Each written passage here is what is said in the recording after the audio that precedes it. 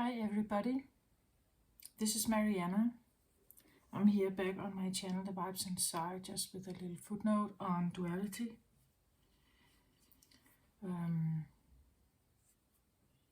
So I found this old cartoon,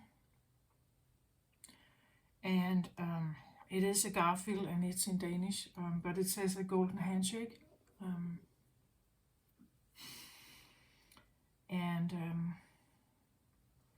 I somehow it just,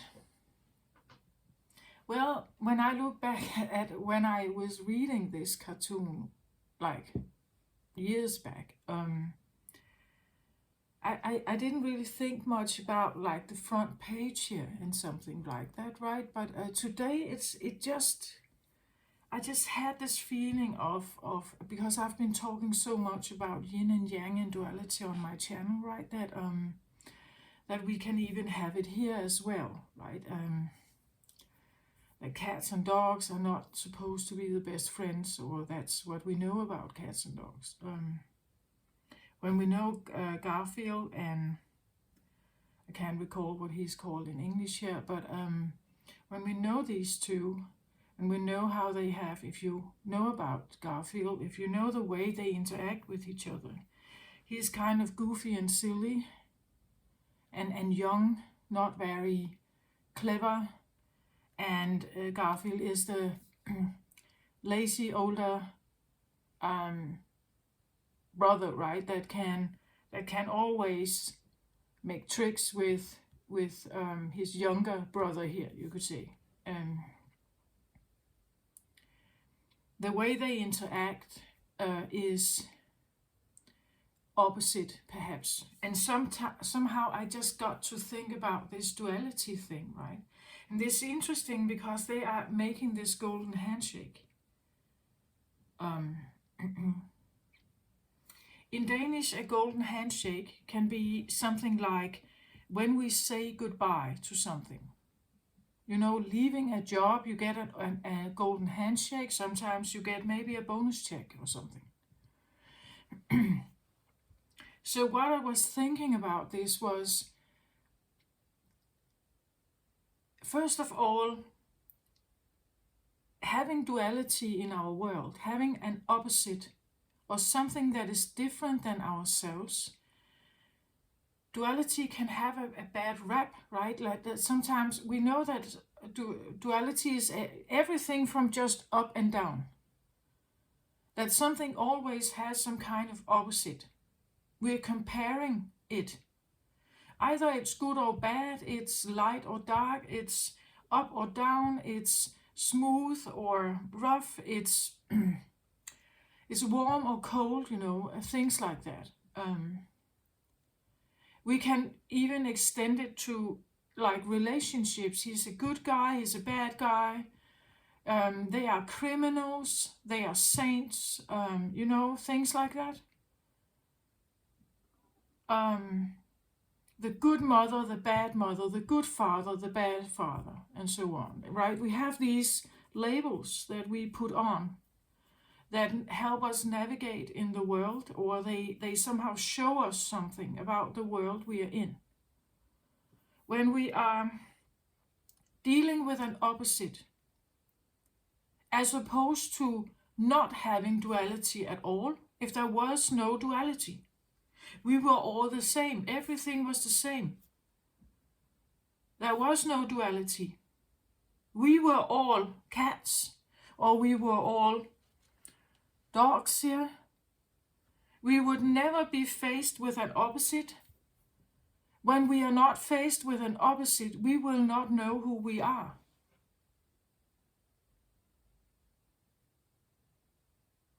Like whenever you experience some kind of opposite, you will be faced more and more with who you are,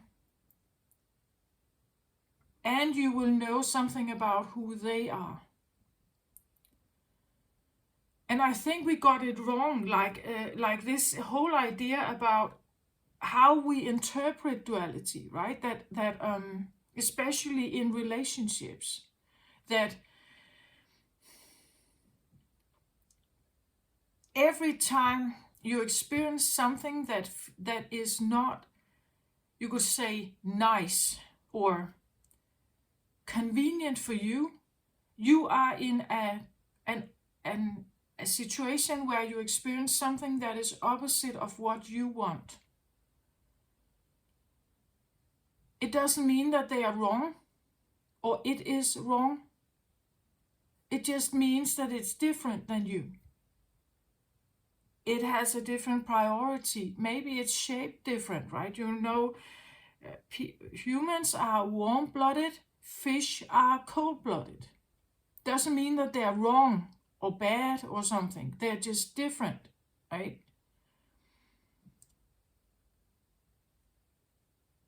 So we live and we can thrive in one environment. Fish have to thrive in a different environment.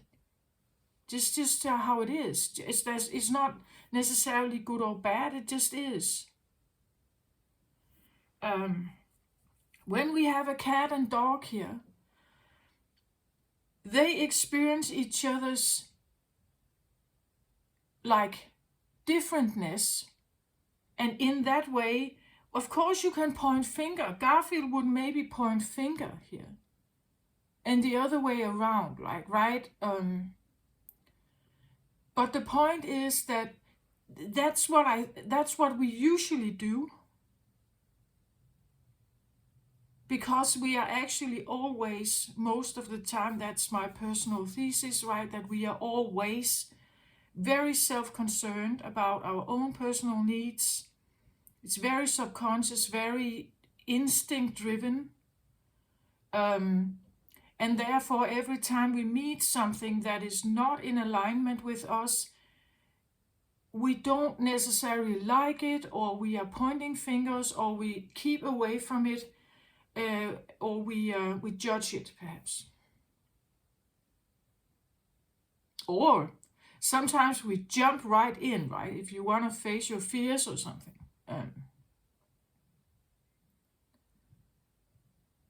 But when we point fingers, like other cultures, other people, different skin color, religion, whatever, when we point fingers, it's because there's something unfamiliar here that we don't trust. We trust what we know more. Every time you do that, you are given an opportunity to know something about yourself, and to get to know something about them if you want to, right? So when I saw this handshake, it's actually like we should be grateful to each other. Like we should be grateful that every time I stand in front of something that is my opposite, or even something that scares me, that has been threatening me, that is, way too much for me or something. Every time I do that, I learn something about myself. I learn something about who I am in this big, vast world.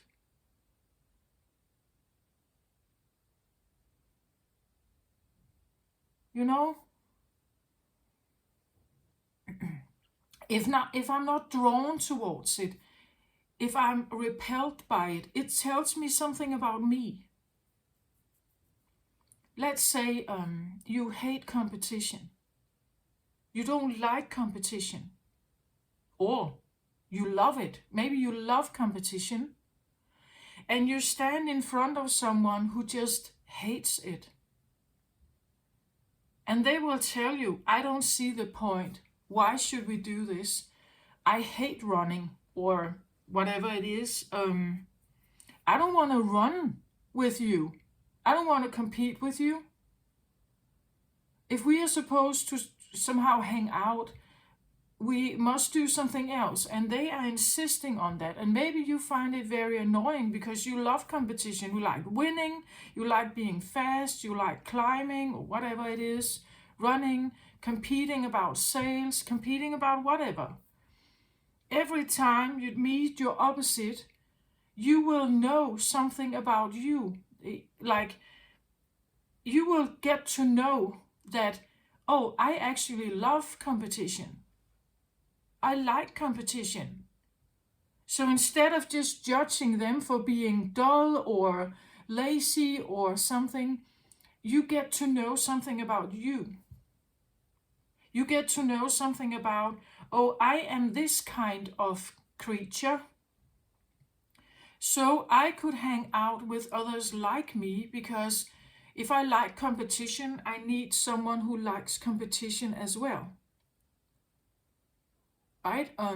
Because then we can compete with each other, and both of us will actually feel comfortable in this. That's why I say that opposites, when opposites attract, I don't believe that when opposites attract that they're supposed to stay together. Like, it's way too hard. It's too difficult. And they will end up hurting each other. Like they will, these two standing and having a handshake here means that they got it. Like, they got the message, right?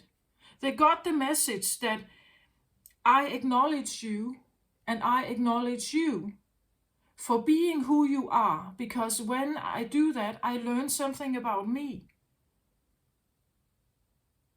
But you see, when they are constantly together, they live together, right, in the house. But they rarely actually hang out like that, because they are too different. They do their own stuff somehow, right? They can be in the same house. These could be siblings, right? They can be in the same house, but they can't stand each other.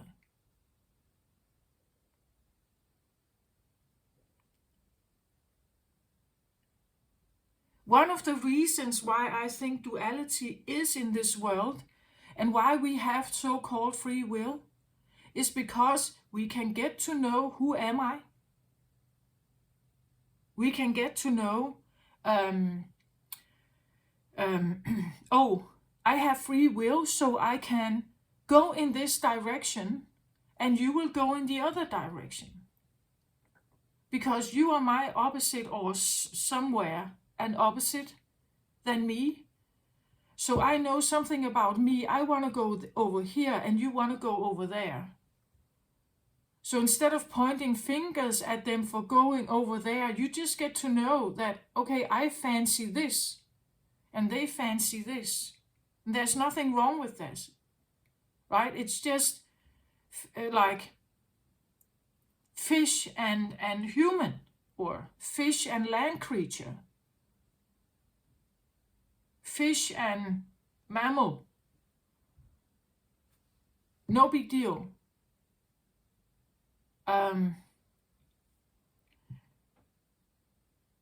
So we have these communities, right? We have these maybe country-related communities,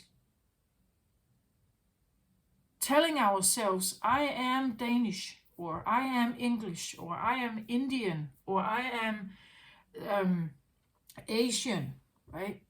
And therefore I somehow belong more. I have more common traits, but still in that community you will find your opposite. And when you do that, I just want to start a thought process, right? A thought process that says, okay, I am standing in front of something that is not budging, like it has its own will, like I have. Okay. So I get to know something about me, right? I get to know that. So instead of maybe wanting to change them, wanting to see the light, wanting to get them to know that this is the truth, this is the right way to think, this is the right way to do, this is the right way to act. And because you're not doing that, I get to judge you, I get to point fingers, I get to say you're bad or wrong or whatever. Or at least I do it inside me, right? I look at you and I just point fingers, right? Wow, they are really high on the horse here, or wow, they are really living in the gutter here, where I'm not that person, right? I am better off, or I am more right, or something. Again, self-serving, very self-oriented, self-oriented. And I just think this is our evolutionary state. We haven't evolved further than that. Our brain hasn't unlocked new centers. We only use about, like, what is it? Consciously, when we are awake, we use about 5% of our brain. Like, that's hilarious. There's so much more in there. It's like I see us as toddlers, right? I see us figuring the world out like this guy. Or this guy, right? We are still not, we haven't gotten over ourselves, over ourselves, like over our self-centered needs that drives us. So we are like little children. And me included. I just somehow got aware of it, I think. And I have been looking at the world, like examining the world, listening to people, how little confusion, or how little it takes for a person to become angry or frustrated, and needing to throw that frustration right in the head of someone else. How little it takes. It's like a child. So when you walk into the store and you can't get your favorite item, and you're used to getting this item, you're used to buying this, I don't know, specific coffee, or I don't know, any kind of breakfast meal or whatever, and normally you can get it in the store. But today it's not there, it's sold out, or it hasn't been delivered. Some people, they handle this very smoothly, and some become really angry and annoyed, and they have to let it out on the sales staff, right? They have to say it, they have to, like, this is a problem, right? But is it really a problem? Like, is it?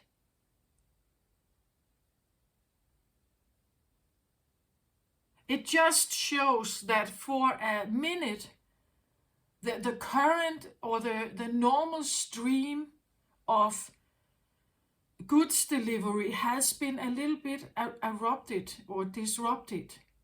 And for a minute, you couldn't get your favorite item. And it shows some people, again, I said some people handle this very smoothly and some don't. And that's, again, duality, right? So me even saying this, I may even be judging, right? I'm be judging when I experience something like that. I may be thinking, okay, this really got them off track, right? So I stand in front of someone who is like experiencing something because of an item they couldn't get. Where maybe my experience would be like, to have that kind of reaction, it should be something else. Maybe it should be a car accident for me, right? Then I would get out of my comfort zone, my normal balance. Then I would, but not because of like an item, a sold out item in a store. I have just been observing people, right? And how little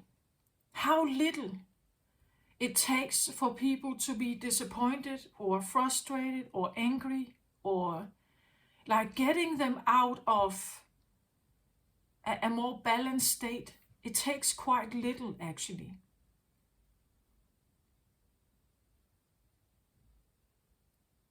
But and then we point the fingers, or we think secretly in our mind, oh, they are like that, right? And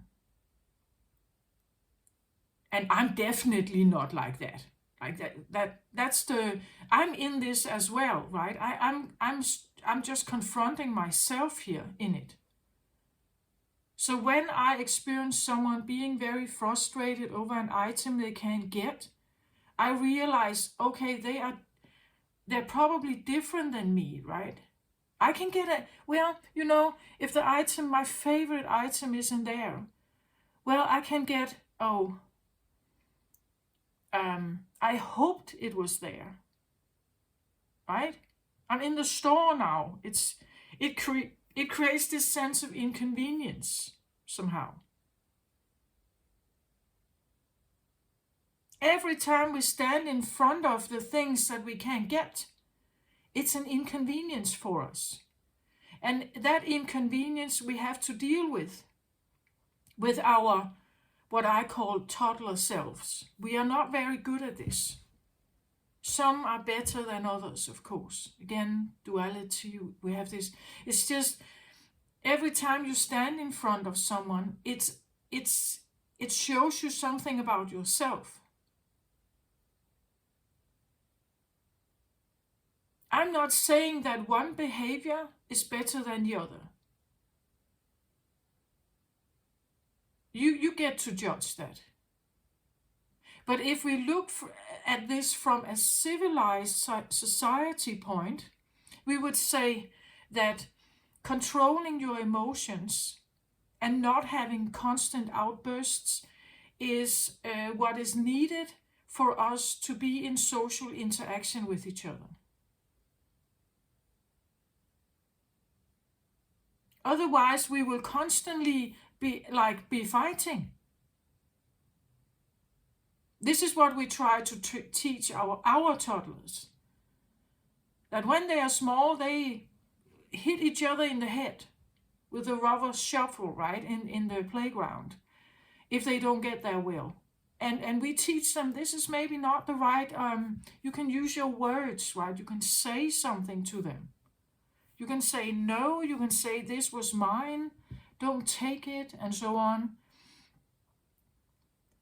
But inside, we are still toddlers.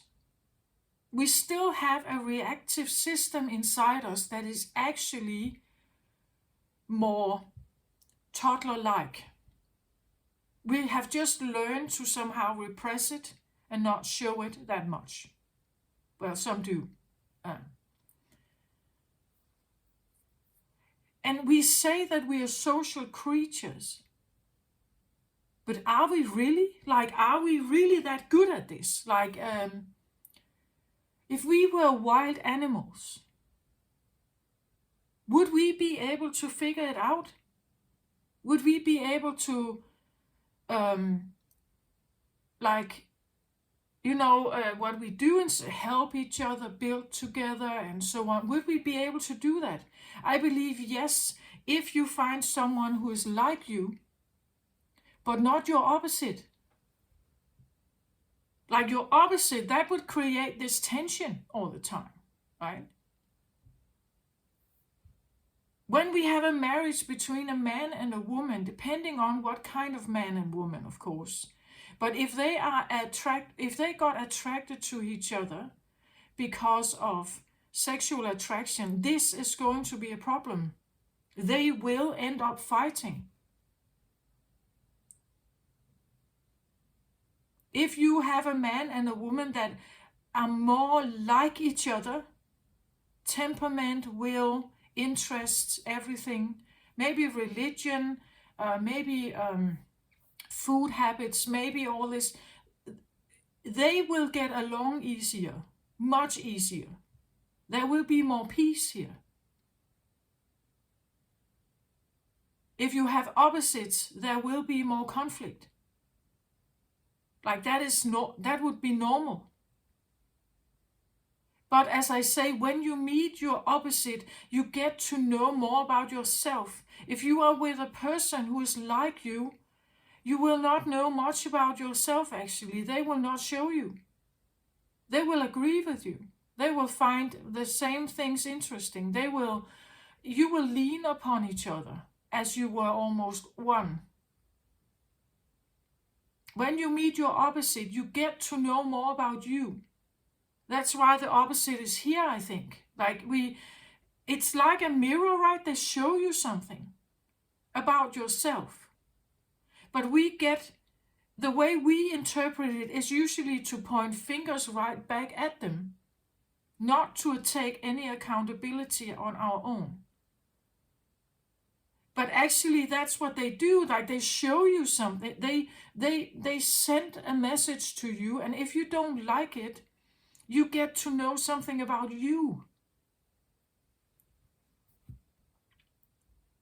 Oh, actually, I don't like that political stand. Oh, actually, I hate football. Oh, actually, I don't like competition. Right? Oh, actually, I don't like skydiving, right? Or I love it. I love football. I like that political state. I agree, right? That's how you figure out who you are. Like the mirroring this like being confronted with something that is different than you tells you something about you. The way you can use this is to get to know what kind of environment is going to challenge me and what kind of environment or people is going to give me peace. So what are you looking for? Drama or peace?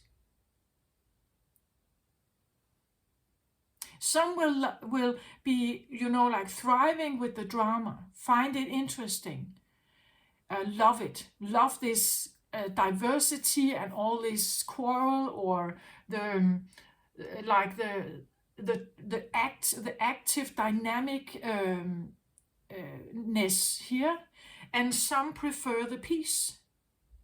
So when you get to know something about you, you know that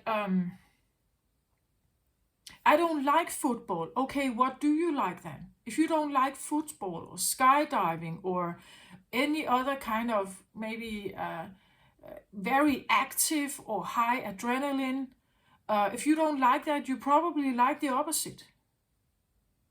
Maybe you like yoga, right? Maybe you like meditation. Maybe you like a quiet night home. Okay, you're that kind of person then. To find peace, you should probably prefer activities like that. You will not find it in this other group. You will find something that is constantly like it's challenging your peace then, or it's challenging that balance. We can get attracted to the opposite because usually they have what we don't have, right? That's one of the things that they activate a shadow side, right, of us. So if you are into a lot of drama and a lot of Instagram, a lot of activity parties, always going on something, you could get sexually attracted to someone who is more quiet, more like stay at home, a nice, calm walk in the park. You could get attracted to them, but staying with them is going to be difficult. So I believe that, like the opposites, when they come together, it's to tell you. It's like they show you something. You get to know something about yourself. And usually when this turns out to be a problem, they quarrel, they can't seem to get along, they break off again. When you break off again, this is where I feel like you should give each other this golden handshake. Okay, I figured something out here. I figured something out about you, yes. But I also figured something out about me. I don't thrive here. So now we say goodbye, we end the contract. Thank you for showing me, right? Thank you for showing me that this environment or the world you represent is giving me a lot of maybe excitement and adventure, but now I need rest. Right now I actually want to go back to my peace. I want to go back to my way of living, my way of my priorities. That's why when they come together, it's not very often that they actually can play together. More usually they come together, they bounce off again because they're so different. Do you get my point? Like this idea, opposites attract, yes, but they also bounce off again. Like, because staying together with your opposite is like, it takes a lot. And usually it will end up being something like that one has to fawn. Like one will need to fawn if they want to make it work. Or it takes like very, very good dialogue. Very honest, very self-reflective, honest, trustworthy communication. And a realization that we are actually very, very different. We will like different activities. We will need different activities. And I have to trust you, and you have to trust me doing this. But staying together every single day, this will create a problem, because either of you will actually get what you need or where you feel more comfortable.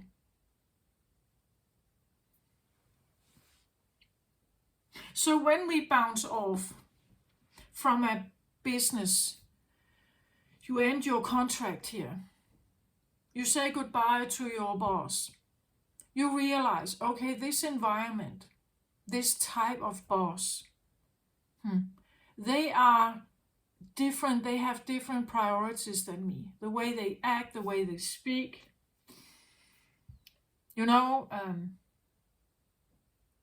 People always have an opinion about their boss. Or people always have an opinion about other people around them.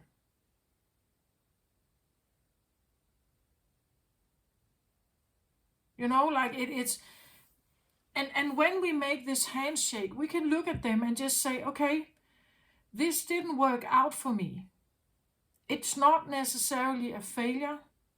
It's simply a realization that I don't fit here. There's too much of something.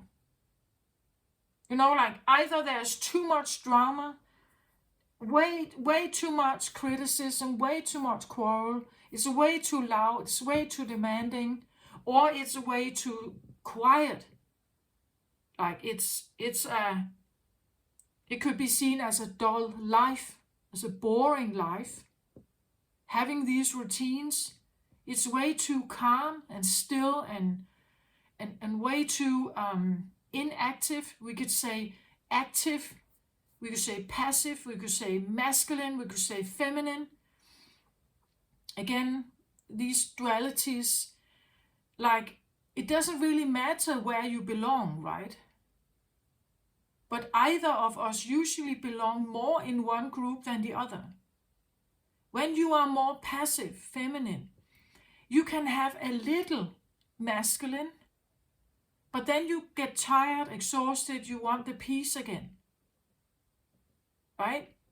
When you are very active, it's nice to have a little quiet time with the one you love. But staying here would be like taking the oxygen out of you. It's both of you take the oxygen out of each other. If you force yourself to stay together, I believe these encounters, when we get with especially very strong opposites, like extreme opposites, it's very difficult, very, very difficult to make that work. It takes a lot of maturity. It takes getting out of this very self-centered, very self-serving.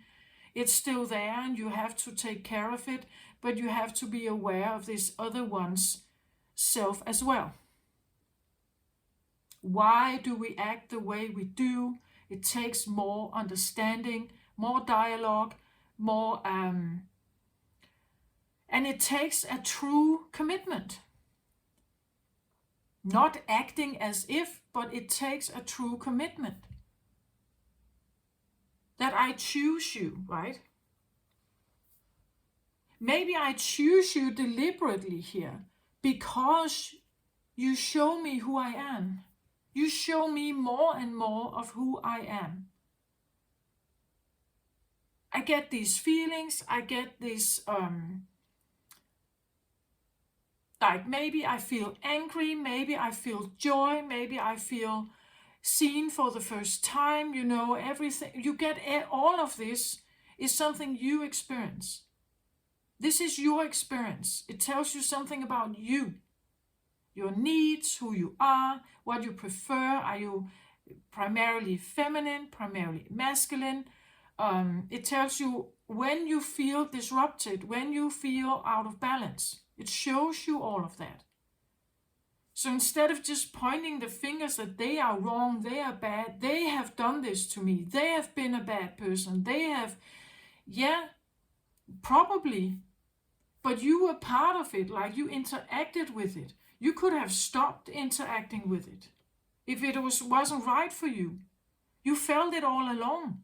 You were angry, disappointed, you were feeling anxious, maybe you were fearful. You could have stopped it. You could have walked away. You could have given it a golden handshake and said, okay, I'm done, right? This is not for me. I can't seem to find my footing in this. It's way too much or way too little,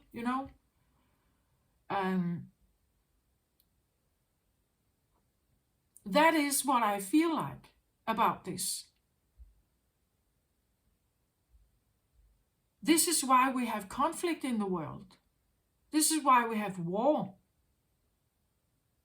One of the reasons.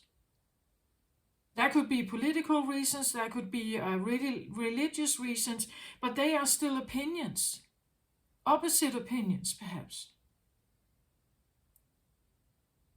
It all comes down to a sense of being either okay or feeling threatened. When we feel okay, and it doesn't matter whether it's in a masculine environment or in a feminine, but when we feel okay somehow, it's because it feels familiar and we like it in some way. But when you're put in the other box or you're put with that opposite, you know that there's something to like, you can gain something from this other. Like this other has something to offer, but staying with it for long is going to be a challenge.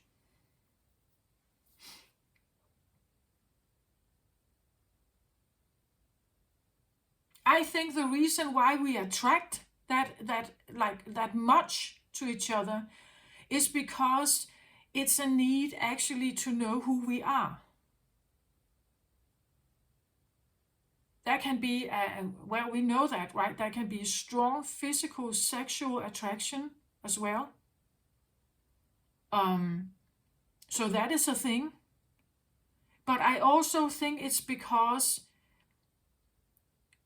there is this longing for what the other has to offer. And then at the same, it's kind of a love-hate thing, right? Especially if it's very fiery here. Like if fire makes the connection come together, it will be a power struggle.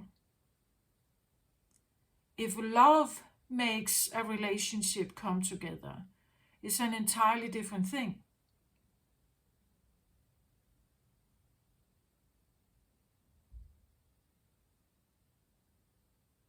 So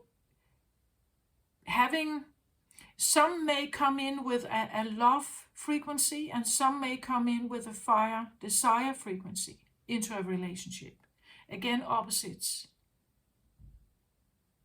So if you are a romantic person, you believe in true love, you want to devote yourself, you come in with a love frequency. And the other one may come in with a more desire, power frequency. You come together. You will see each other's differences here, priorities, and it will probably be a problem, right?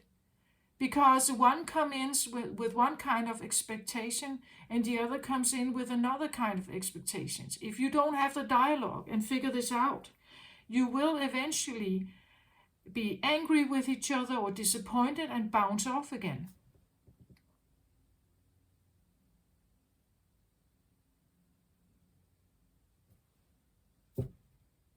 It's the same thing as the children in the playground. There's a reason why children, they somehow figure out who they can play with and who they definitely cannot play with, right? Children are quite good at, they don't care about, like color or religion or like they are not aware of that yet. They go by instinct, right? They go by heart.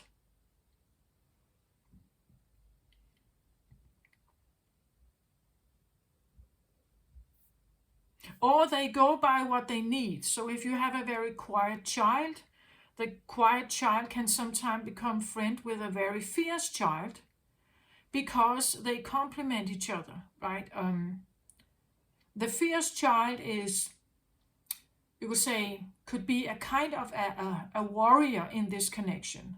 They can defend the connection, they can fight off others, they are fierce, they are brave, they can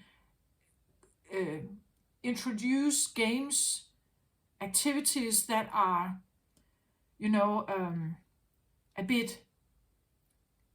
maybe a bit frightening for the other. But again, they usually long for something in each other, right? The fierce one may actually sometimes also have a little more frightened side of them, which this one represents. And this one is maybe longing to be fierce, but feeling they can't, right? So that there is always a shadow element that comes into the mix. So when you meet up with someone who you get strongly physically attracted to, just know that yes, you will be able to have that together, but you will also have the other. Both of you come in with a shadow side. Former experiences, former disappointments, maybe former trauma. You don't only get what you see actually. You don't only get that, you get this other also. And it takes dialogue, it takes commitment from both sides, and it takes honesty. Like if one comes in primarily with desire, be honest. You will probably lose this one if they come in with love here. Because then you will not be a match, but otherwise it will be a lie. It will be based on lies. So what is it you're looking for? Are you just there to manipulate, play games, and so on? And again, that would be the opposite, right? One wants to commit and be devoted and true and honest, and one wants to come in and play, have games, manipulate. It's not uncommon. It's that's the opposite, right? And usually it's because we activate each other's shadow. There is a complementation of coming together with someone, but what you get to know is you get a confrontation of your shadow, and which this can be a great learning curve. This can be like growth orientation. So if you are a devoted person, you are honest, you are trustworthy, you come into this relationship with all of this. You get attracted to someone who is maybe like your opposite, your shadow, something that you normally don't do. And maybe there's a lot of shame and guilt and something coming with that feeling, that if you should be like them, you would feel guilty and shameful, and you will feel like a bad person, perhaps. You would fear that you would be unloved or something. This is something you may have experienced in early childhood, in school, and so on. So now you've shaped this persona, and they have as well.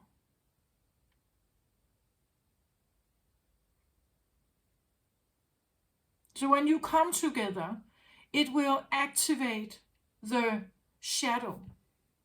There's a great learning curve in this, but both have to be willing to face that. Both have to see it for what it is, not necessarily blaming each other, just realizing, oh, but you have all of this that I haven't activated in myself. You have that. And somehow a part of me is longing to be with that, because it is me as well. I have some of this in me, right? And I would love to set that free, but I can't. I have so much shame about it, so much, and that's why we blame. But when we see this other side of them, we get attracted to it, but we can't really stay with it, right? Then it becomes annoying. We get frustrated about the player tendency, perhaps. We get frustrated about if we take it from the other side, the playful, the easy, not wanting to commit, a bit unreliable. They get frustrated by the groundedness, the order, the structure, and the requirements. This one is asking for commitment, and this one is running from commitment, right? So when they get together, eventually they will be drawn in by each other's differences, and then they will repel each other, because both of you could say, are a bit of fixed in your situation.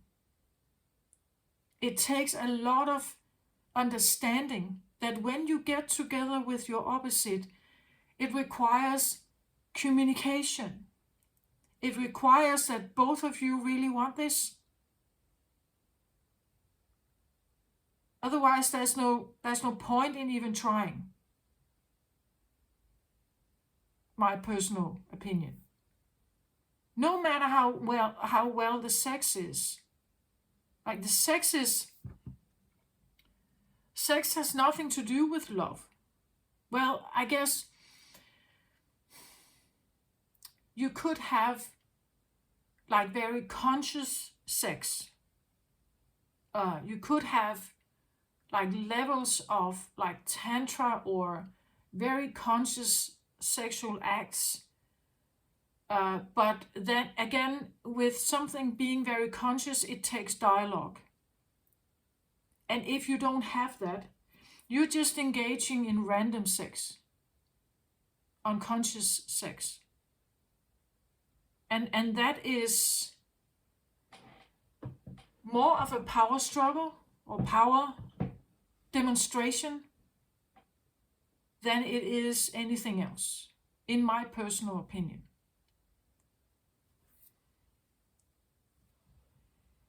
That's why there are so many different kinds, right? You can have bondage and you can have all kinds of fantasies play out. Dominance, you can have vanilla, so-called vanilla.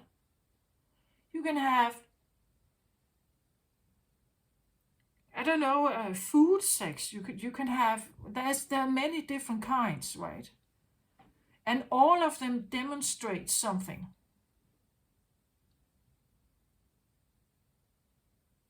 You can have a sexual relationship with a very dominant and a very submissive, and it works because both of them are clear on their preferences. then it works.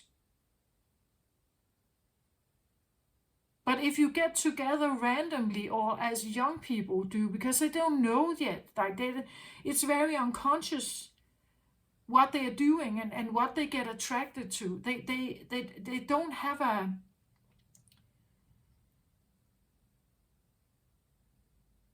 Some are playing out traumas in sex relationships.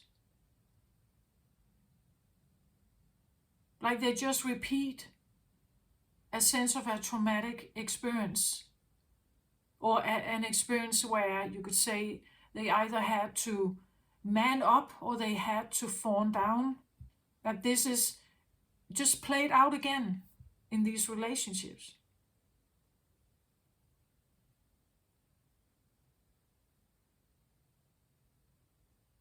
For something to work, if you're standing in front of your opposite, for this to be a golden handshake and actually see each other's value in your life, because they tell you something about you.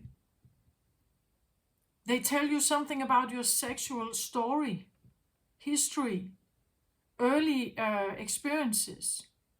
They tell you something about trust. They tell you something about safety. They tell you something about familiarity, or the opposite, right? They will tell you something about that, where you feel more comfortable. What is your comfort zone? What do you like and dislike? That's what they're doing. Coming together with an opposite is like the greatest growth potential, personal growth potential you can have, but also maybe one of the most difficult emotional, maybe physical, social or mental, spiritual experiences. Finding people that are like you is much more relaxing, much more calm, much more settled, much more easy. They will understand you. They will probably maybe like the same things as you. But like when you look at each other, you're just the same. You will maybe often agree on the same things. It's difficult, more difficult here. You will have more peace here, but you will not necessarily find out more about you specifically here. Because it's comfy. It's nice. It's relaxing. Or active, it depends on what group. But we like the same things, right? We do the same things. We need the same things. And it's just, it's convenient. Where the opposite is a feeling of inconvenience. Like that's really frustrating and annoying. Now he did that again, or she did that again, and I don't get her, I don't get him. Why are they doing this? This is not necessarily, we always end up quarreling. Yeah, you do. But every time you do, you will get to know something about you and them.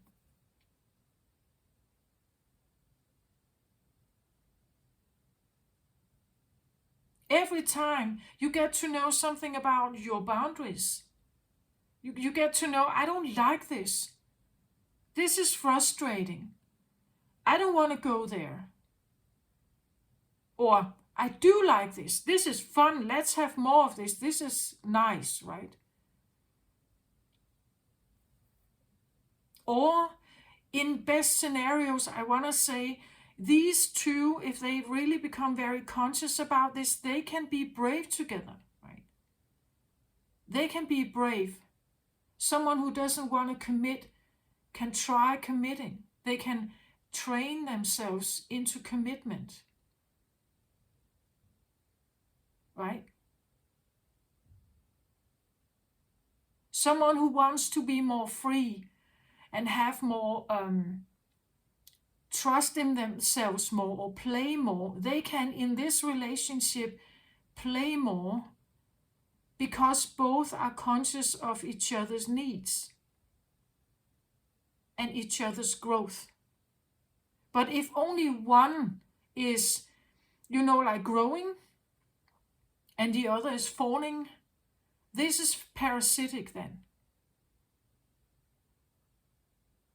Like I really feel like we have to become much more aware about relationships.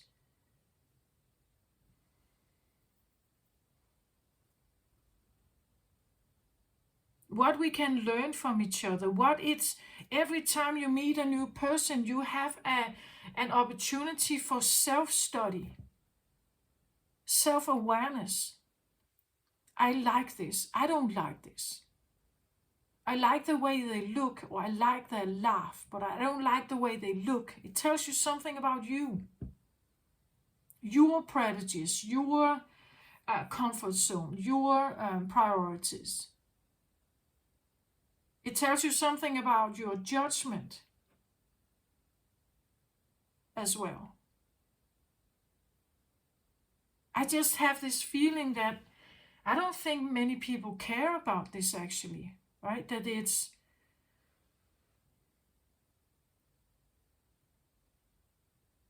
like they just live in the constant on-off, on-off, on-off environment. And somehow just, I don't know if they like it.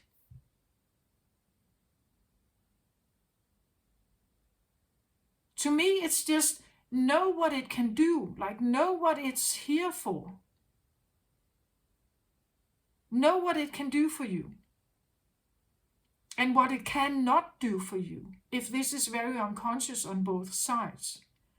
Know what it can do and know what it cannot do for you. If you want safety and security, a calm life, you need someone who is like you by your side, a friend. Maybe a family member, a mother or a father. They will give you that feeling. And then you can have, like, again, your parents could be opposite. So you may have a mother whom you find calmness with. And you may have a father whom you are fiercely confronting each other about power and struggles and bravery and boundaries, and it's the same thing in relationships. It's the same thing in romantic relationships. Just know that when you come together with an opposite, and opposites attract, and it's a highly sexual relationships, just know what to expect of it.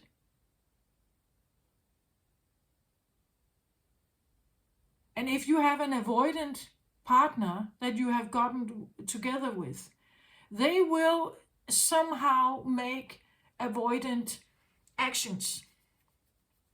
So you may, go for them, and they will somehow just run away from you. You see, like it's you want to devote and be committed, and they are avoidant, right?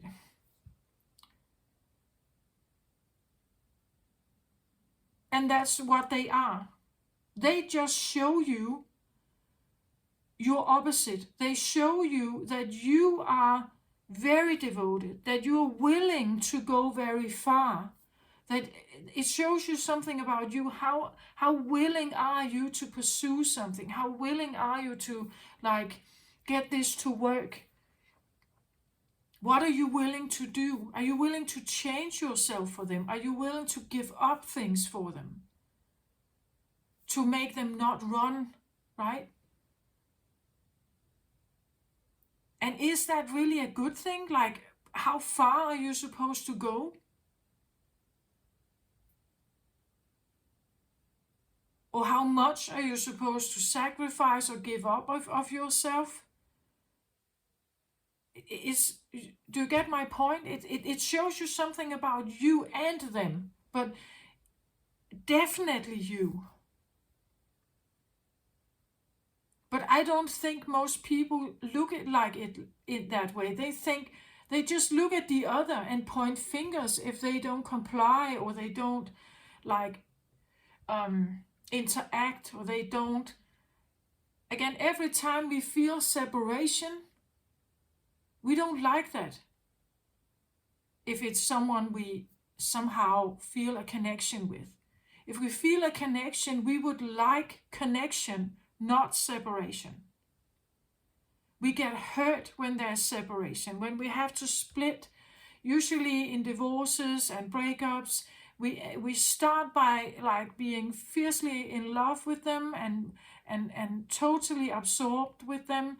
And when we get out of the relationship, we bounce off each other. We may hate each other. We don't like each other. We separate. We never want to talk to them. They are such a problem. Um, um, and there are different priorities here.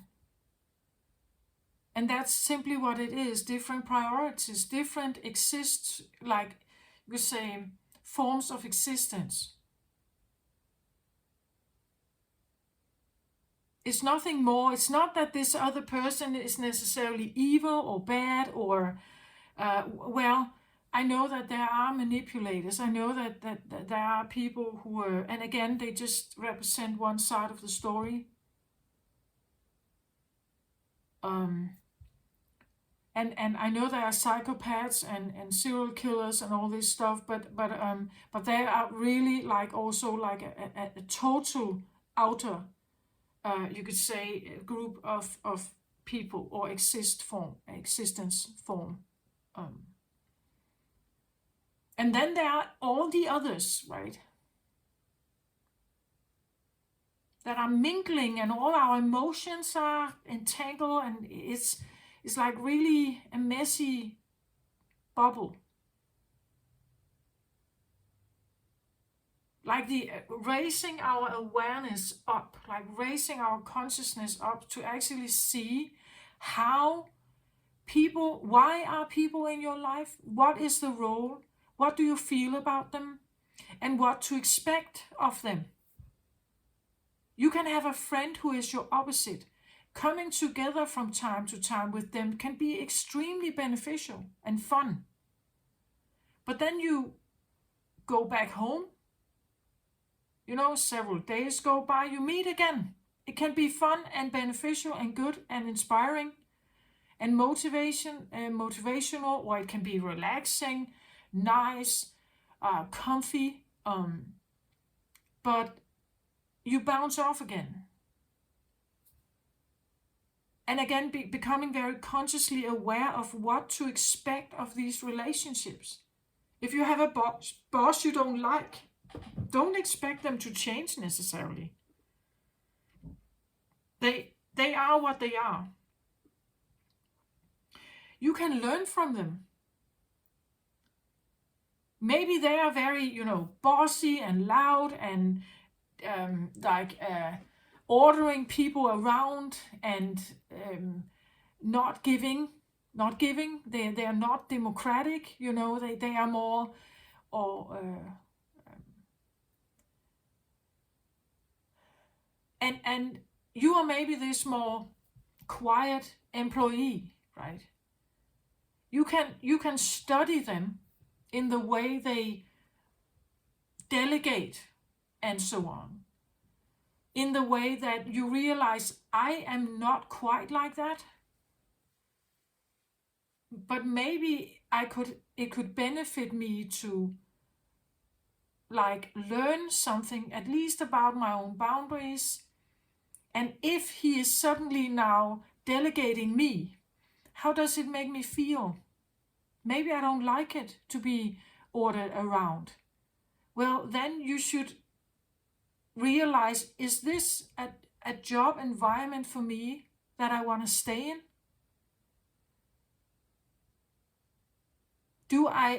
If the boss is around you every day, maybe you only see them once a week, then it's not that big of a problem maybe, but if you're constantly or closely working with them, It could be, right? Every time they do something, they delegate, they want you to do something, they expect you to do something, and every time you may feel like it's a very uncomfortable feeling, they're too harsh, you don't like it, you need to understand that you are being put in front of an example that shows you something about you.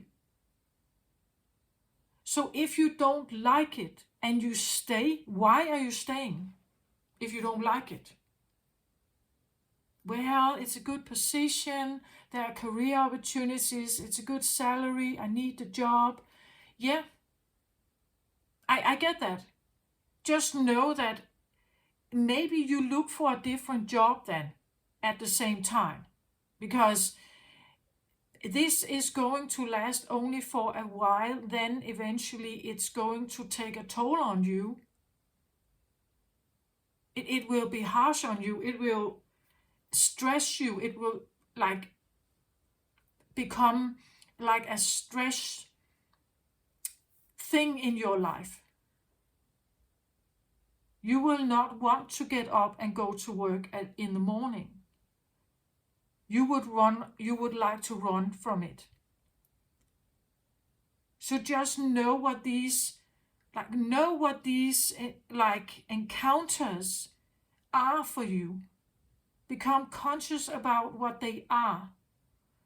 There is one particular scenario that is difficult, and this is childhood. Because you can grow up in an environment that is very soothing and nice and everything for you. You could grow up in a very hostile environment where you have to maybe really hide or navigate, or you get constantly in trouble, you're constantly punished or disciplined. And as a child, you have no choice, you have to stay. Well, we know some children run away from home, right? Why do they run away from home? Well, probably because they don't like it there. It's unsafe, they feel uncomfortable or threatened there. But most children are loyal, they stay. Even if they are raised under very difficult and abusive circumstances, they still stay. And they learn something in that environment, how to get by in life. And they take that with them into adult life. It becomes a default setting. It becomes something they do if they feel that the environment is too harsh. Then they kind of just flip over in that kind of state of being. And that's what I feel like every time you meet someone. Yeah, you get what you see, and then you get this other stuff also. The shadow, the things that are undealt with, hidden, not looked at, not healed. You get that as well, both of you.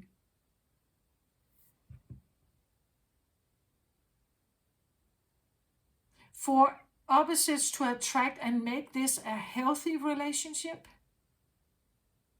with growth potential, healing potential for both of you, it has to become very conscious.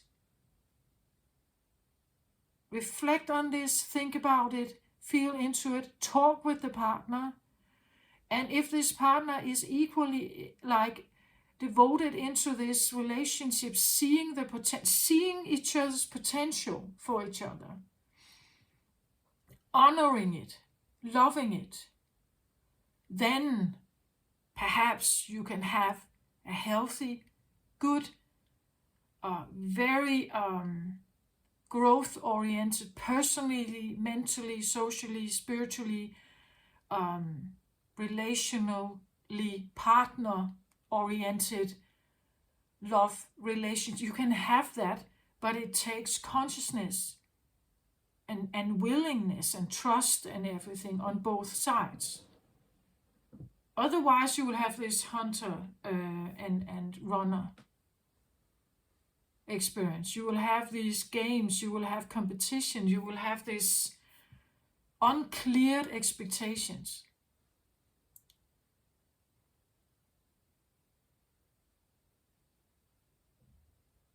So you have this boyfriend and you are annoyed about some of the things you do. So you go to your girlfriend who likes you and is like you and has the same priorities, and you gossip about it, blah, blah, blah, blah, blah, blah, blah, blah, blah, right? Because here you are safe. Here you know they feel more or less the same. They have the same view. They see your point of view. They are there for you. They want to support you. They love you. They like you. They want you to be happy. So here you can blah, blah, blah, blah, blah, blah, blah. And then you come together with your actual boyfriend and it's just a mess, right? You can't see eye to eye. You feel the trust is gone. You don't know exactly, and it could be gender opposite, right? Or maybe it's the boyfriend is not trusting the girlfriend. And you go to your friend. And well, not all men talk about emotions, but if you can, this friend will take your side. They will understand you. They will see the problem. They will probably support your views. And then you go to that girlfriend again, and there's still this mess, right?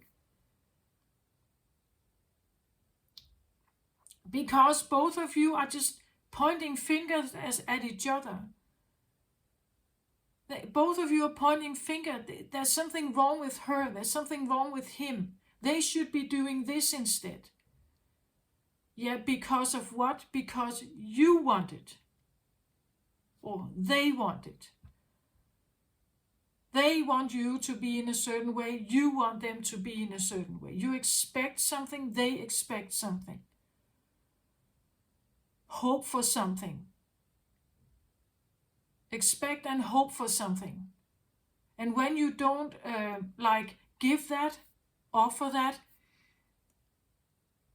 it can feel anything from inconvenient, disappointing, a bit of bitterness, wasted time, suffering, pain, a broken heart, different levels. But that's what we feel when there's a disconnect, when the connection is not there. When there's a disconnect, we have all these feelings, and these can be on both sides. And suddenly we become more estranged, we don't trust each other, we're not sure anymore. We try to make it work, but it's not the same,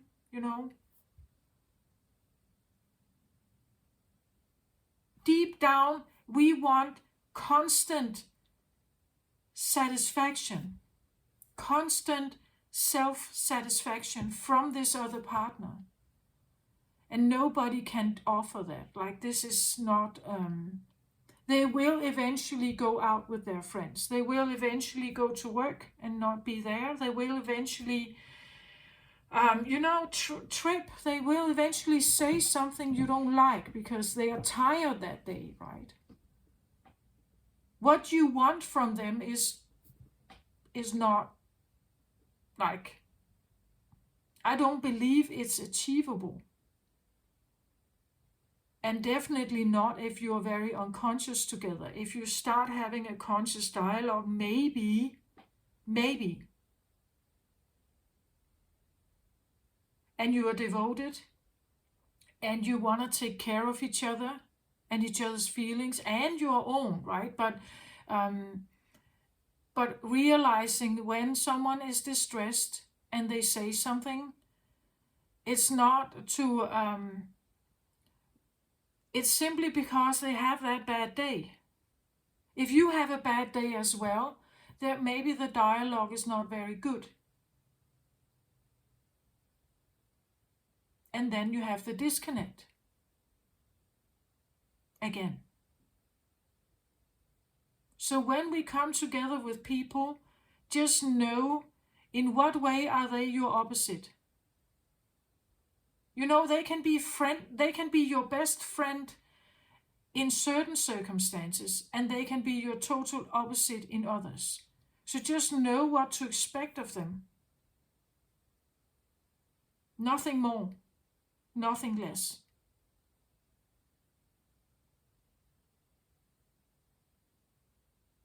You're given free will to be in that relationship or to bounce off.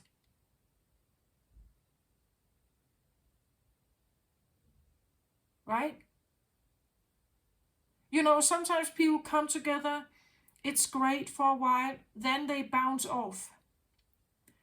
But then they get to think, like when they are not in each other's presence, they get to think about each other. They start longing for this other person, they miss them. They try again. It works out for a while, maybe they bounce off again. Maybe they don't see each other for years. 10 years go by, they meet each other randomly in the street and they start again. This is seen also, right? You get time to think about this other. Why do you miss them? Why is it that why do you long for them? What was it about them that you don't have now? When that awareness starts, we actually get to see that this other person, even though they're very different than me, there's something very, they offer something, right? There's something about them, the just being in their presence, knowing they are here, knowing they love me, or they are choosing to be with me, like these bouncing on off relationship that eventually maybe become more healthy. Then you choose each other, like you consciously choose each other, knowing that there has been problem, knowing we have bounced off before, knowing we have quarrels, we have all this stuff. But there's still something that makes you want to try again.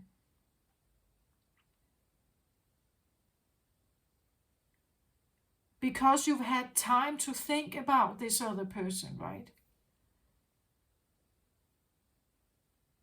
When you take either of these out of the house, the other one will miss them.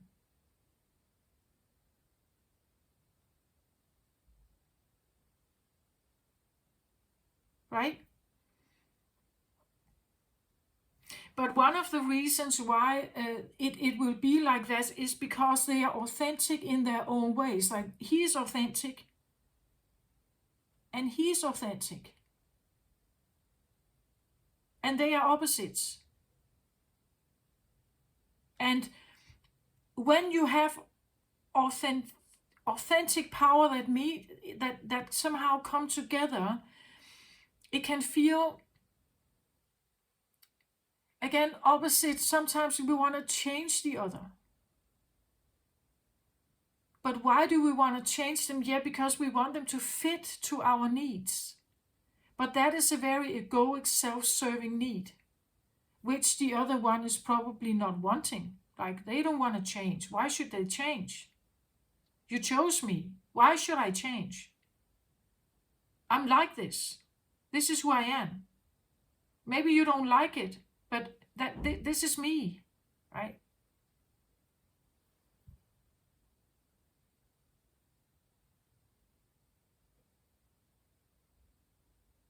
And again,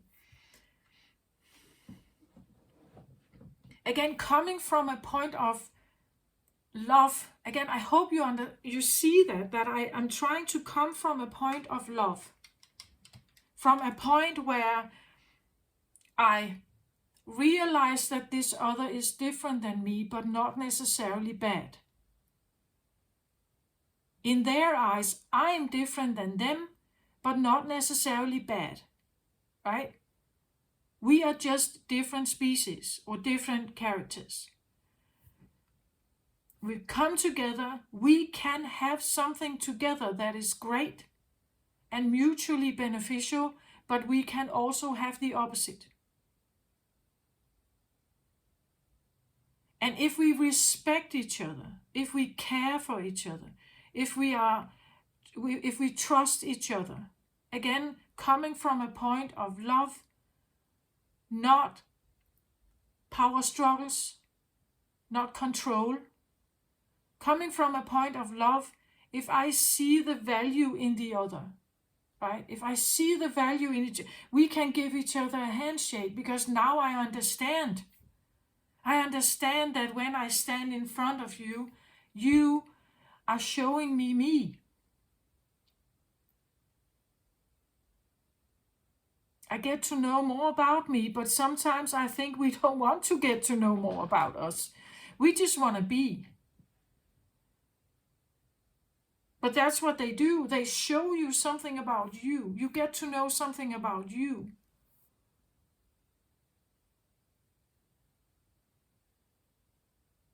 So I think that having both in our lives is a good thing. So having a place where you can relax, everything about you is valued. Like people like you, or this friend, or they like you, this environment. They accept everything about you, like everything you do. They accept everything about you. And then you can have other places where you have this confrontation. And just know that in this environment, you are in a learning curve. There's growth potential here. There's consciousness potential here, which you cannot have in the same way here. This gives you something, and this allows you to have something, if you get aware of it.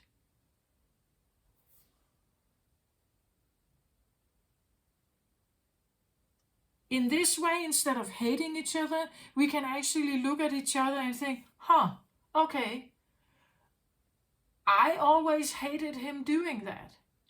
But actually, what that tells me is something about me. Thank you for showing me that, right? That's what I see they're doing here. Thank you for showing me. Or thank you for putting up with me. Thank you for putting up with that we are so different, but somehow I still like you, right? I would prefer you still somehow to be in my life instead of I just get you out of my life. And if you get, of course, if this is an abusive situation, it's a different thing. But if this Garfield would be a different Garfield if he was alone. The same here, right? Like it would not be the same.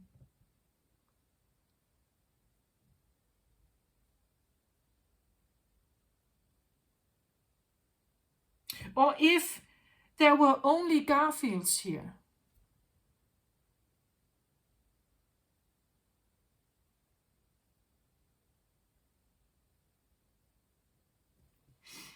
So when we are annoyed about the world or circumstances in the world, the neighbor noise or whatever it is, it tells you something about you. It also tells you something about the neighbor, but it definitely tells you something about you, what you would prefer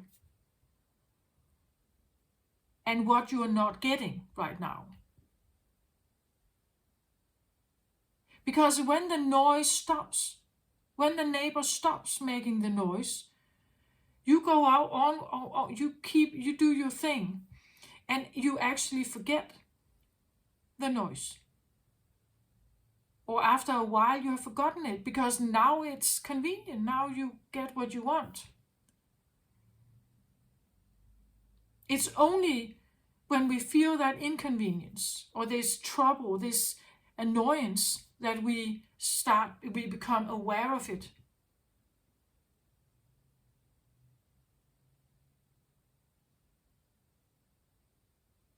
It becomes our entire focus. If you are attracted to someone who is avoidant and you want to get too close to them and they are running away, it becomes your entire focus to somehow get them, to get there. It's like when it's not bending. Like when it's not coming to you because this is what you want. This is my entire desire. So why is it not choosing me when I choose it? It runs from me, right? Why is it not choosing me? Now it becomes my entire focus. You could even become obsessed. It tells you something about you.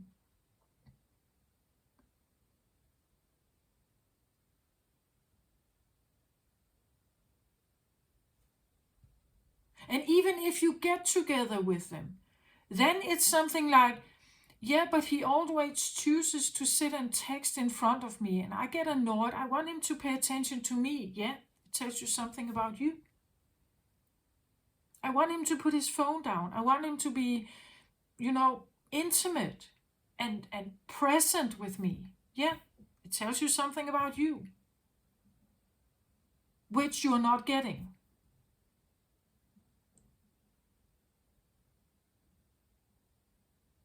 You get annoyed, frustrated, maybe angry, and so on, right? Maybe you act out. You start a quarrel because something that you expect is not given to you. But what you expect should maybe be, it should be out for debate. Maybe you should talk about that. Is this other person willing to give you this? Or is it just something you expect? You take for granted. Because you love me or we are in this relationship, I can expect my needs to be met. Not necessarily if you haven't stated them. How should they know? They are your opposite. Remember, they don't think like you. They don't think like you. They don't feel like you. They don't have the same priorities. How should they know? And if you tell them, they have an opportunity to say, but I can't do that. I can meet your needs in that way. I'm not like that. This is not who I am. But somehow when we enter into this relationship, we have these ideas that they want to give this to me. They want to be this for me. And the other way around, that you want to be this for them. You want to do this for them. You want to be available in this way for them. But most people, they don't like you should have a business contract almost, right? You should agree on the terms. Especially if we have these opposites here. You should become aware of your terms. State your terms and see if this other one is actually even able to give you what you need. Or what you would like to have from them. Does it make sense? I hope it makes sense. It is what it is. We are what we are. Nothing further. It's just the opposite. They think differently, they act differently, they conduct themselves differently, they have different jobs, they have different priorities, they don't think like you, they don't feel like you, they don't think like you. So how should they know? Literally. How should they know? And why should they necessarily be interested in fulfilling your needs if they are different than you? They're not the same as you. The friend, the girlfriend, they are maybe more like you. They will say, yes, I understand. I totally support you.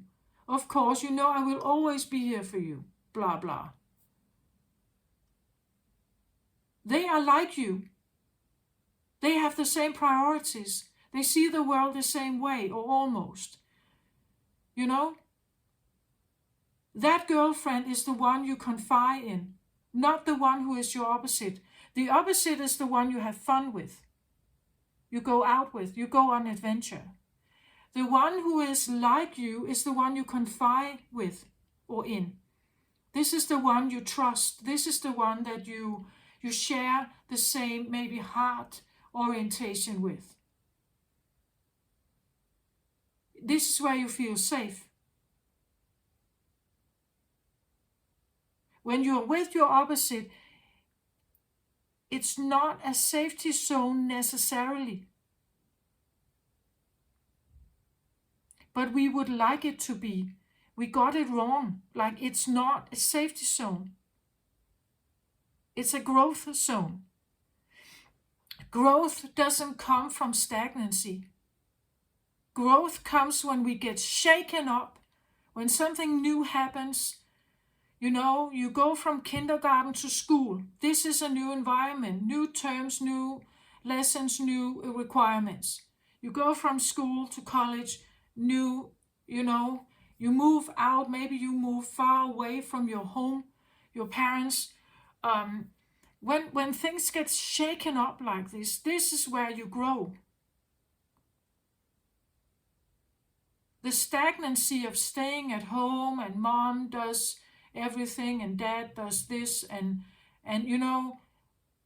you don't necessarily, you relax here and you grow out there. Do you see my point? I hope you see my point of this. And in some way, if it somehow could help in how, again, maybe I have a big wish of like that people, that we could like respect each other's differences and see that they are not here as an evil. It's not evil. It's just different. It allows you to grow your awareness about the world, open your brain up to see something else. You can have your opinion about it. Maybe you don't like it, but now you know it exists. It's out there, right? And if I encounter this, is it going to collaborate with me or is it not? So every time you meet something that is different than you, an inconvenience or a disappointment or something, you get to know something more about the world. And you have a so-called free will. You can choose, right? Just know that when you choose certain people, it has one set of attributes. And when you choose another, it has another set of attributes. Know what you are in. Like, know what you're dealing with. And what to expect or what to negotiate, if possible. That if you are on a dating app and you meet someone and you're very attracted to them, just know that it is what it is. It's not a safety zone. You're just getting to know each other. If you are very attracted to them sexually, it's usually because it's your opposite. When you stand in front of your opposite, it's not a safety zone. They are different than you. As I said, they think differently. They have different priorities. You are a day person, they are a night owl. Everything about them is probably going to be a bit uphill in your opinion.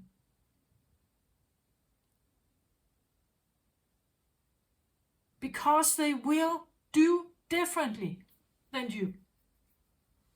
And do they even have something to offer you that you actually need?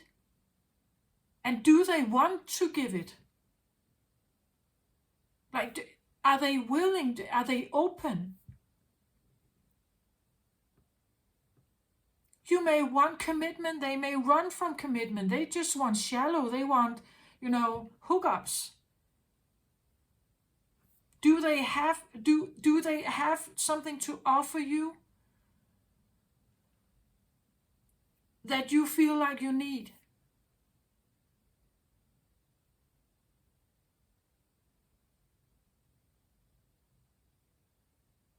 And again, there is a big learning curve that if you actually are someone who wants to commit to a relationship and you get attracted to someone who is more avoidant, shallow, more of a hookup player kind of energy, you have a lot to learn here about yourself.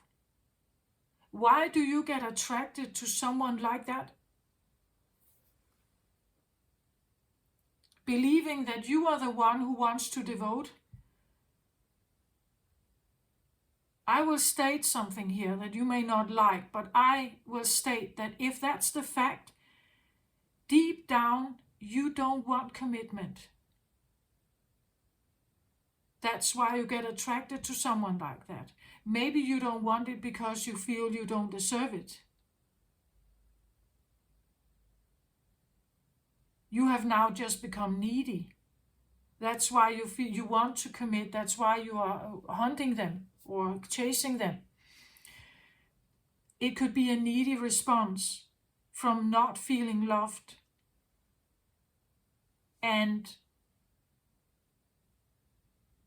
it's not really you. Like, the reason why you get attracted to someone like this is because actually deep down maybe you cannot and never have been in something committed. Meaning that as a child, maybe your parents did not commit to you. You don't know what it is. You're chasing it because you think you want it, but there are so many obstacles, so many different feelings that you have to overcome to actually be able to be committed in a relationship.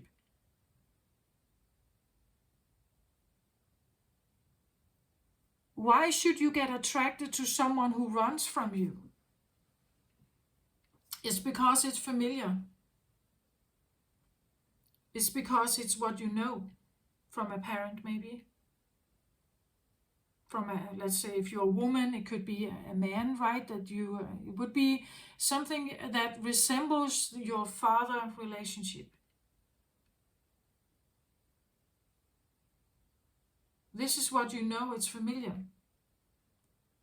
You are familiar with a father who never has prioritized you, who was never like, again, that's what I talk about with the things, when we get a sexual attraction towards someone, we play out traumas.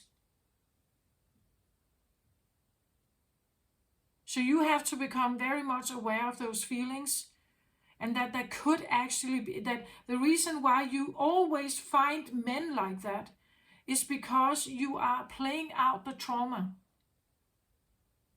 The reason why we play out trauma is for us to become aware of it. It's subconscious. We have to bring it into the conscious awareness, become aware of it. I am always attracted to people that are players, that don't commit, that run from me. Why is that? Yeah, why is that?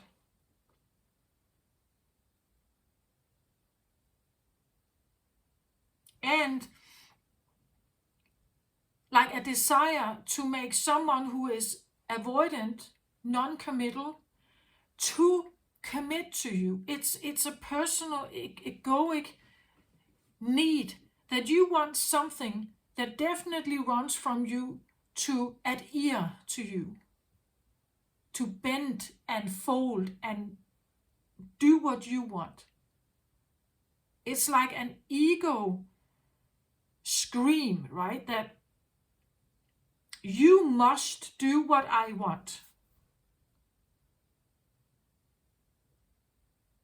I keep chasing you because you could just stop. You could just stop. Why are you not stopping?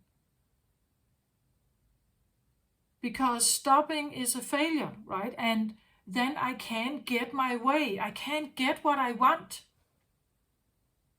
So again, we come back to this selfish, like ego-driven, self-oriented need. I believe we all operate from that. me included.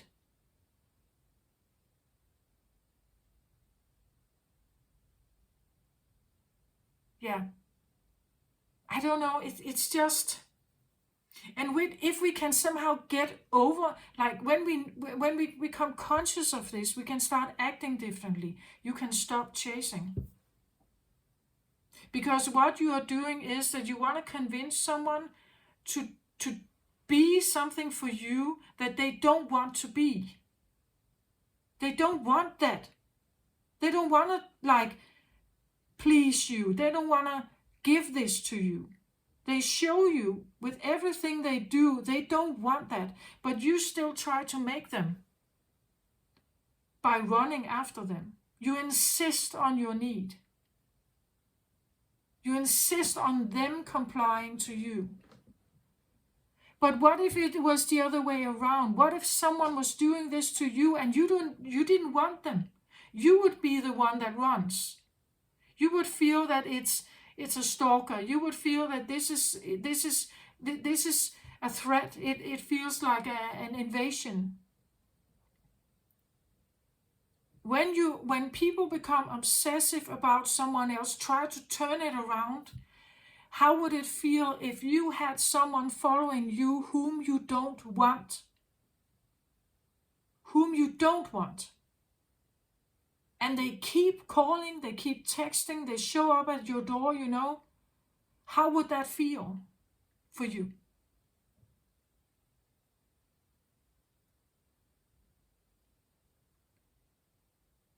When we are all able to do this, like to turn it around and see it from another person's perspective, we would maybe understand why they run.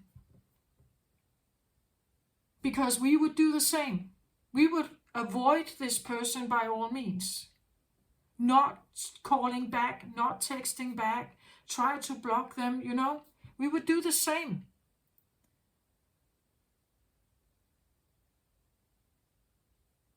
Because it becomes too needy, too persistent, too controlling. It has nothing to do with love. Love is not like that. It's kind, it's patient, it's friendly, it's caring, it's considerate, it understands. We live in a world of control and dominance or submission. We live in a world where these energies play out a lot. If we want it to be love, we have to act more of that position. That's what I try to say here. That's always what I try to say on my channel. I'm not saying it's easy necessarily. I'm just saying this is, if we want the world to be a more kind, loving, trustworthy place, we need to act more like it.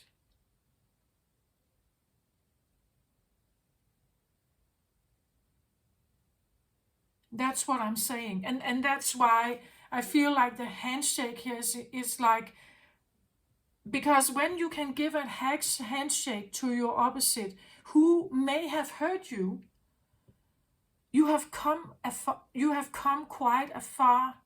You have grown. Like your consciousness has grown. You have learned something. You realize something. You can actually look back and think, wow, this person whom I was with for maybe 10 years and I hated them when I got out of the divorce. When I look back, I can actually see that they have always shown me. They've always shown me my trauma. Because I felt awful, right? They've always shown me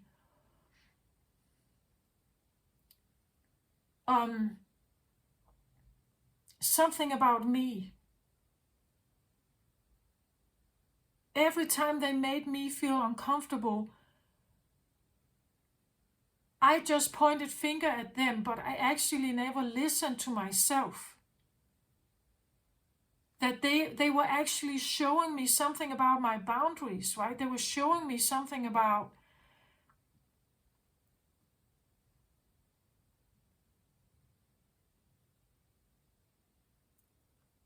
like my opinion.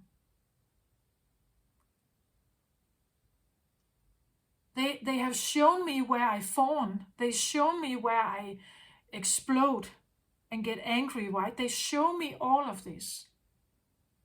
They show me the variety of me with all kinds of different little things. And maybe I could be grateful for that. Maybe I could be grateful for, because no other can do this. Like people that are like you cannot do this. They can't show you in the same way. In the same, sometimes harsh, sometimes brutal way. If you as a child grow up in a very abusive home, that abuse is probably the opposite of what you are, right? As a child.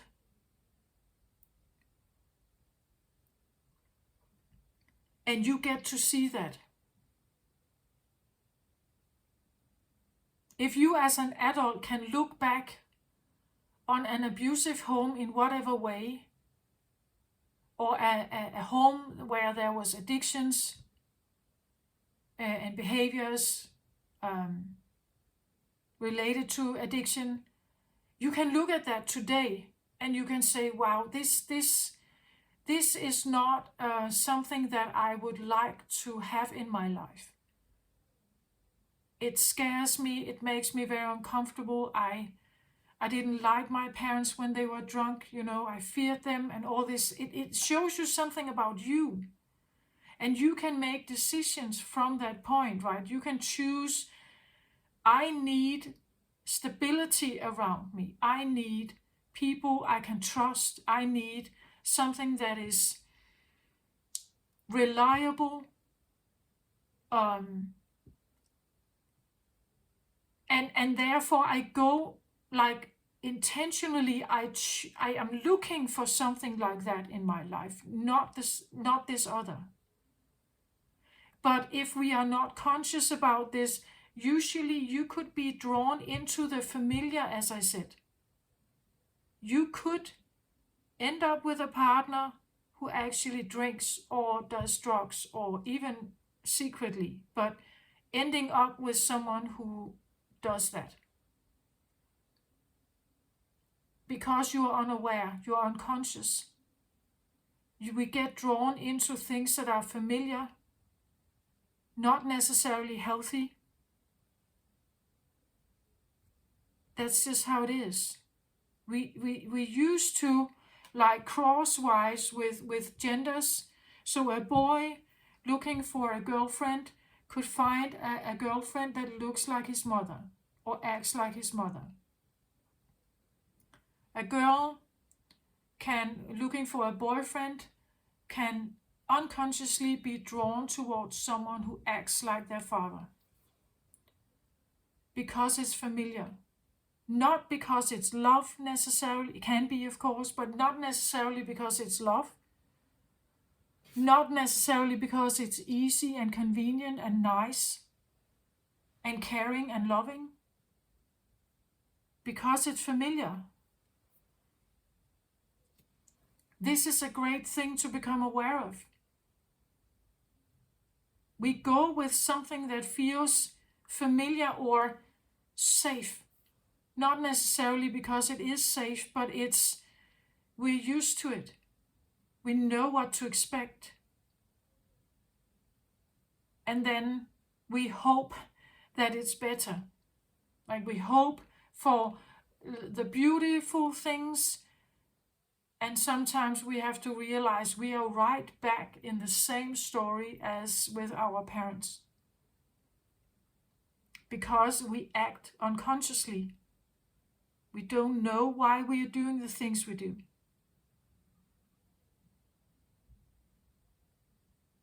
Yeah, this is what I have for this little Garfield picture here.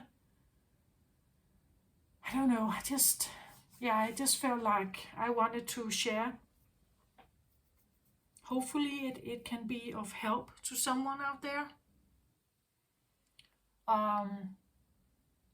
I'm just sharing some of the things that pop up in my head, right? So take care of yourself, everybody out there. And I send you my very best. Love and light to you. Bye bye.